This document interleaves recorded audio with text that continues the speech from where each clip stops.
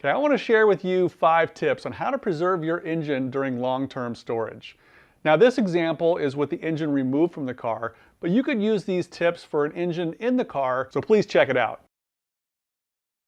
Okay, I'm driving now to go visit my engine. It is at a long-term storage facility and I hope it's safe and sleeping tight. I'm restoring my car and it's taking way longer than I expected. Of course, year after year I go visit this thing. I like to do this procedure about once a year where I make sure the internals aren't rusty.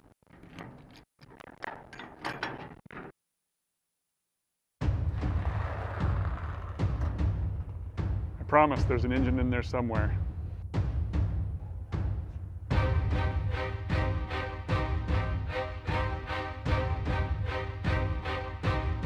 There she is. Okay, the spark plug wires and spark plugs are already loose, but I'm going to take them all the way out so I can put some chemicals in. Okay, when I put this engine away in storage, I replaced the oil. I drained it, put fresh oil in, and haven't actually started it since.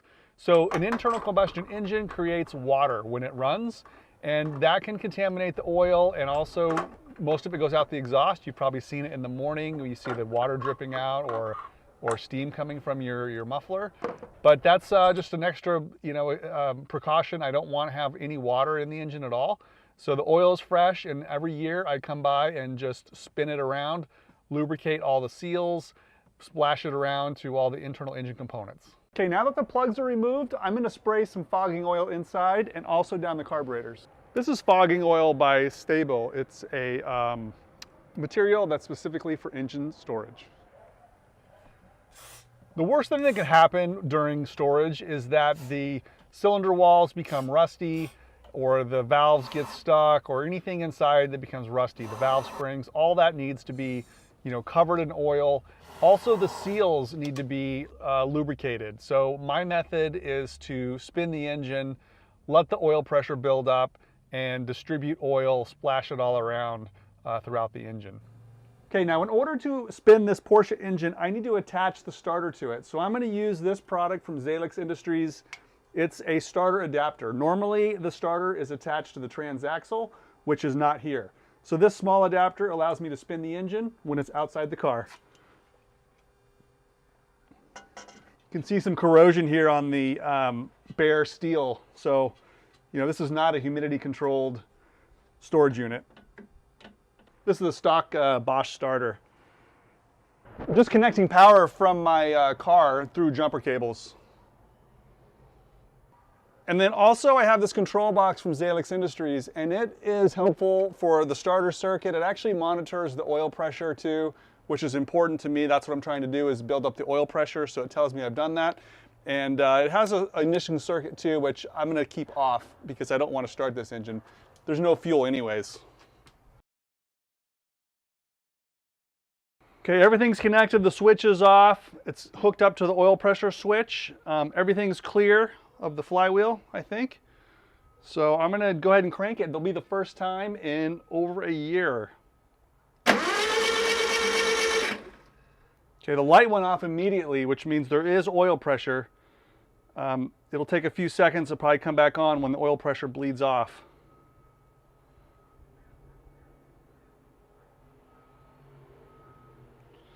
There it is, lights back on, oil pressure's come off. So I'm just gonna crank this for 30, 40 seconds before the starter gets kind of warm, really just to splash oil around. Okay, I'm actually gonna spray a little bit of the fogging oil in the carburetors while it's cranking. So that makes sure that the valve guides are getting some lubricant as they go up and down.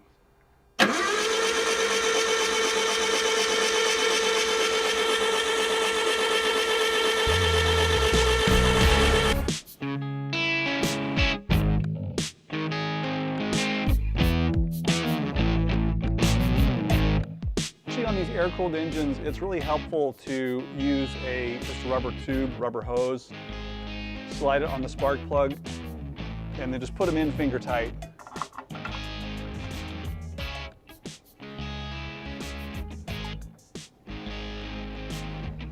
This will prevent any you know, dust or debris or insects or bugs or anything climbing in the engine. You just want to keep it as closed up as possible.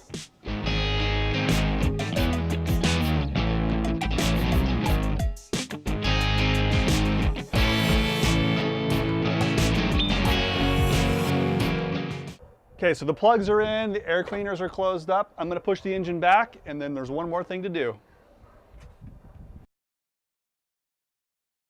Okay, the last thing I want to do before I say goodbye to my engine again is to plug up the exhaust. Now, if a mouse or any other critters climb up in these holes, they can get inside the engine and cause all kinds of problems. You know, they bring stuff into the engine, it's going to ruin it. So I like to tape these up. I brought some steel wool, and I jammed some steel wool in there and then make sure that they you know, probably aren't going to eat this. So that's what I do. I also have the engine up on this heavy blanket. That sort of creates a barrier between this concrete floor. Concrete floors have a lot of water in them. Moisture can come through, so you know, it's not ideal, but it's better than nothing. And of course, there's duct tape.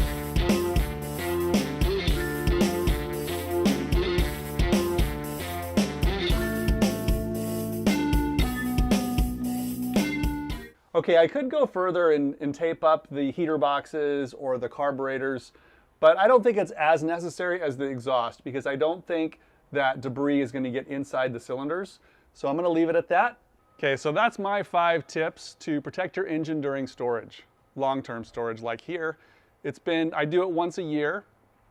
Number 1 was to replace the oil with clean engine oil. And I don't start the engine once the oil has been replaced.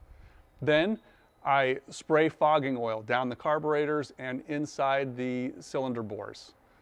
Then I crank the engine over using the starter for several seconds until oil pressure is built up. Sometimes, like today, I sprayed the fogging oil as the engine was cranking. Then I covered the air cleaners back up, I put the spark plugs back in, and number 5 is tape up the exhaust. So that's it. Hopefully your engine's not in storage long as mine, but I hope to get it in this year.